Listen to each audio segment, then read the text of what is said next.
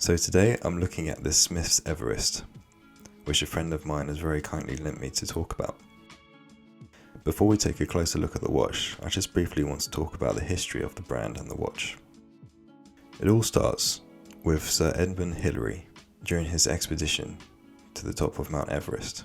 He famously wore the Rolex Explorer 1, but what a lot of people may not realise, he also had a Smiths watch with him as well. Smiths is an English company. The brand recently got revived in the last few years, and the Everest is one of their most popular releases. Now the Everest has taken many design cues from the original Rolex Explorer 1, but at the same time I think it has its own unique look. So let's take a closer look at this watch. The case measures in at 40mm.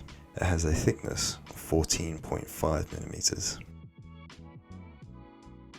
The lugged width is 22mm, and this tapers down to 18mm at the clasp. The case finishing is very nice. The bezel is highly polished, and the sides of the case are also highly polished, and the top of the case has been finished in a circular brush. You have a highly polished crown, which isn't signed. In the later models, this was signed with the Smiths logo. You also have drilled lugs. Now the domed sapphire crystal gives it a really nice vintage look, and you get that nice distortion on the dial at certain angles. Obviously it does make it a bit thicker, maybe by 2mm or so, but I think it suits the design of the watch. Now taking a look at the dial, it is a simple dial, very easy and nice to read. You have the minute track going around the outside. You have the famous layout of the 3, 6 and 9 Arabic numbers. You have the triangle for the 12 o'clock position, company name, and then right at the bottom you have Great Britain.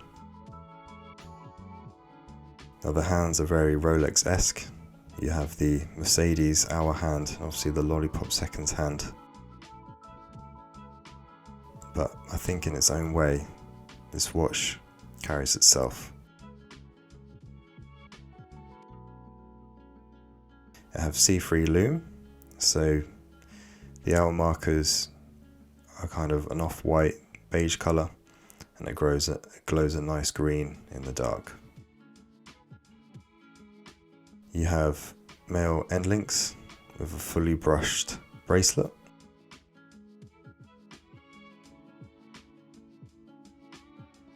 And then you have a deployment clasp, which is also fully milled. It's a brushed finish, signed by Smiths there. Case back is quite simple, signed Smiths, PRS 25, reference number, and it is water resistant to 100 meters.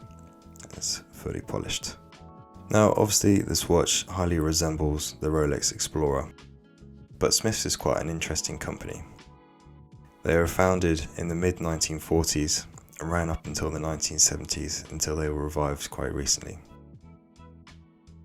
They took design cues from the original Rolex, but I think in a way that this watch has its own unique look and following. I've read in some places that you could only get one of these if you wrote directly to the brand owner. So let's talk about the movement. Inside is a Miyota 9015 with date. Obviously there is no date window on here, so it is a ghost movement, but that is a high quality, high beat Japanese movement. The entire case is made out of stainless steel, 316L. You have a screw down crown, which works very nicely, easy to use, easy to set the time, push back in,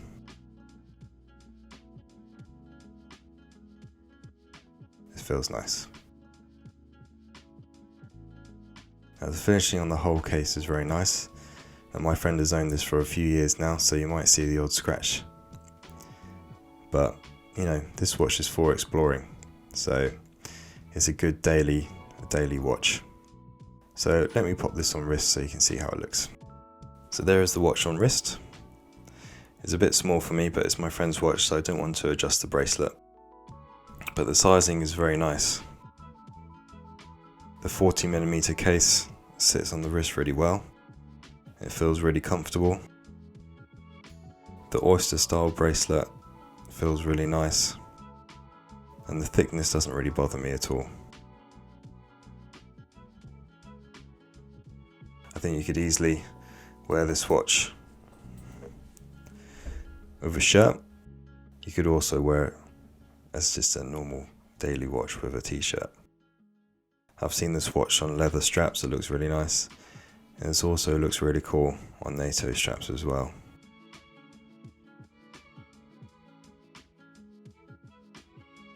So in my opinion, this is the best Rolex Explorer alternative that you can get. Or can't really get because they're so rare, but if you can get your hands on one, it's definitely worth it. It is kind of a homage, but Smiths as a company is a watch brand in its own right, and it does have that heritage of the expedition to Everest with Sir Edmund Hillary. I have read in places that his expedition was sponsored by Smiths, and that's why he had one, and he also chose to wear a Rolex as well. Whether that's true or not, I'm not sure, but it's quite cool that he did have a Smiths with him during that expedition. We can be thankful for the guys that revived this brand and brought out this watch. Hopefully they'll be making more in the future, because it is a great build quality. So let me know what you think, guys, whether you think this is the best Rolex Explorer alternative, and let me know if you managed to get one. Thank you for watching this video, and I hope to see you in the next one. Thank you.